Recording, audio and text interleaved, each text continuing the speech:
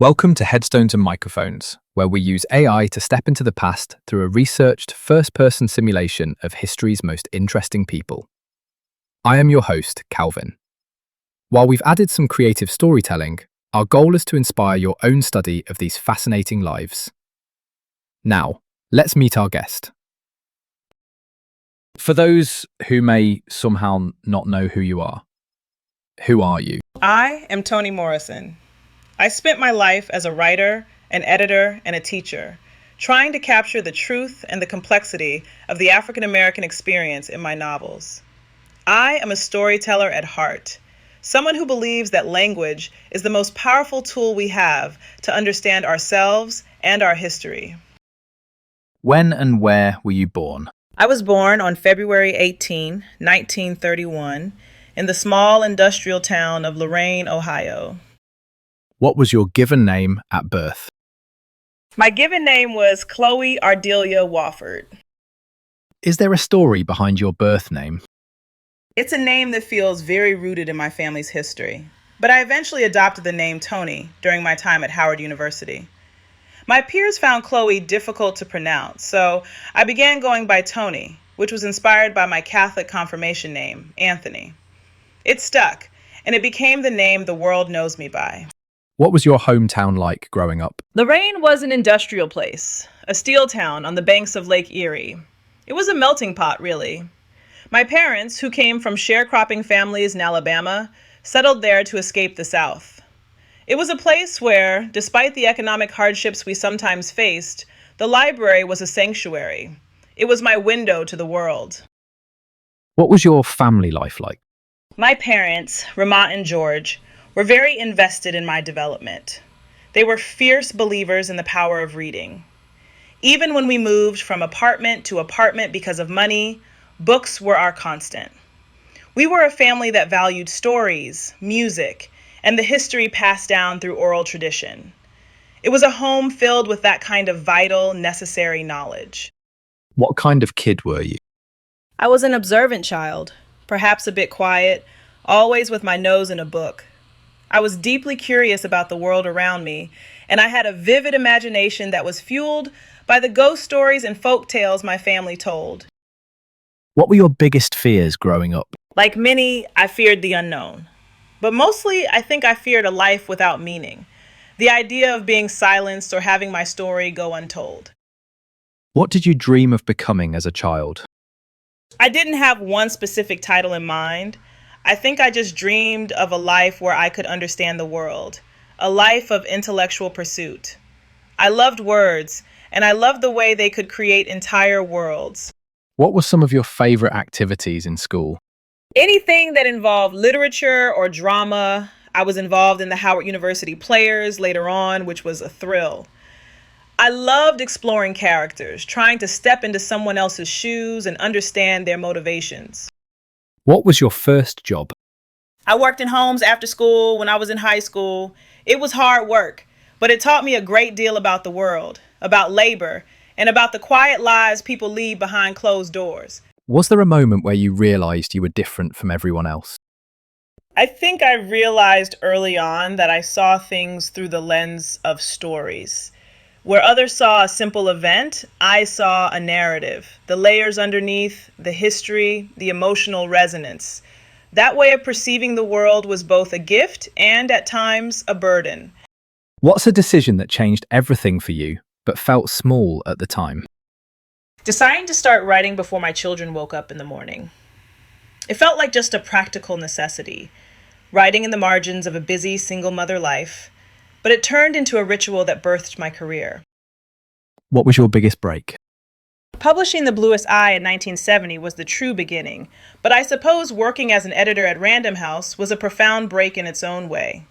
It allowed me to see the mechanics of publishing, to work with brilliant minds like Angela Davis, and to understand the power of literature from the inside out. What were your biggest struggles before success? Time and confidence. Balancing the demands of motherhood, teaching, and editing meant that my writing was always squeezed into the edges of the day. Finding the space, both mentally and physically, to let my own voice emerge was a constant struggle. Did you ever consider quitting? The work was too essential to quit. When I wasn't writing, I felt less like myself. It was the way I positioned myself in the world. Were there any specific daily habits or routines that you feel are essential to your success? Writing in the early morning. I'm at my sharpest before the sun comes up.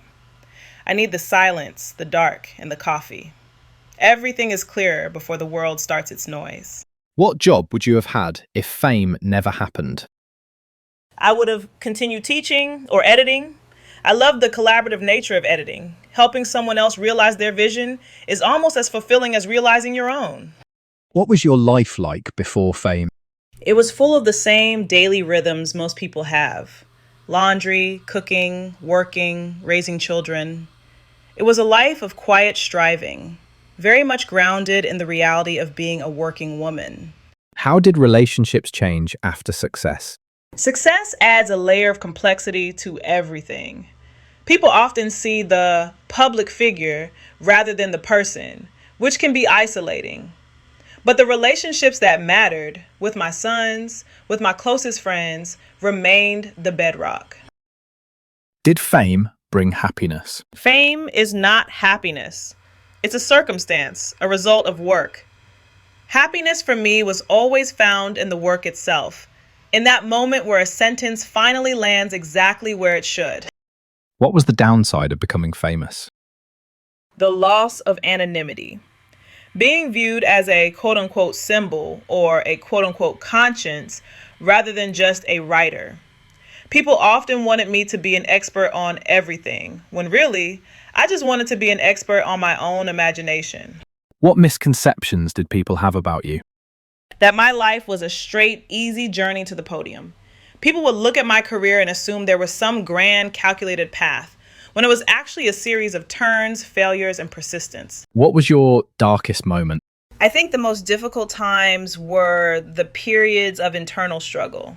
The moments where I questioned whether my work was actually touching the truth, or when life's personal losses felt overwhelming. What past regrets did you carry that you spoke about? I often looked back at work I'd already published and thought, I could have done that better. A writer is always, in some way, trying to perfect what they've already put to print. What's something people misunderstood about your life? That writing was easy or effortless. It was a craft, a practice, like a musician practicing scales. It required rigor, restraint, and constant editing. Tell me about a time when everything went wrong and how did you handle it? I learned to see failure as data. If a scene wasn't working, I didn't despair, I took it as information. It meant I had to rewrite, edit, or rethink. I would take the pages, look at them with the eyes of a reader, and fix what was unclear. Did fame and fortune change your life? They provided the freedom to write without the pressure of needing a day job, which was a tremendous gift. But the core of my life, the need to tell stories, didn't change. What personal battles were you fighting privately? The battle to remain myself while navigating the public expectations placed upon me. Who had the biggest influence on your life? My parents. They gave me the gift of reading and the belief that my own perspective mattered. What was life like in your final years? I was blessed to be able to keep working, teaching, and engaging with new writers. I spent time at Princeton and remained committed to mentoring others through programs like the Princeton Atelier. It was a life full of intellectual activity. What were you working on in your career before you passed away? I was always in the middle of something, an essay, a project, or just the continuous process of thinking through new ideas. I never really stopped being a student of the world. When and where and how did you pass away, and how old were you? I passed away on August 5, 2019 in the Bronx, New York, due to complications from pneumonia. I was 88 years old. What's a random fact about you most people have never heard? I once helped write several children's books with my son, Slade. It was a different kind of joy, collaborating with him on stories that were light and fun. What's the craziest rumor ever told about you?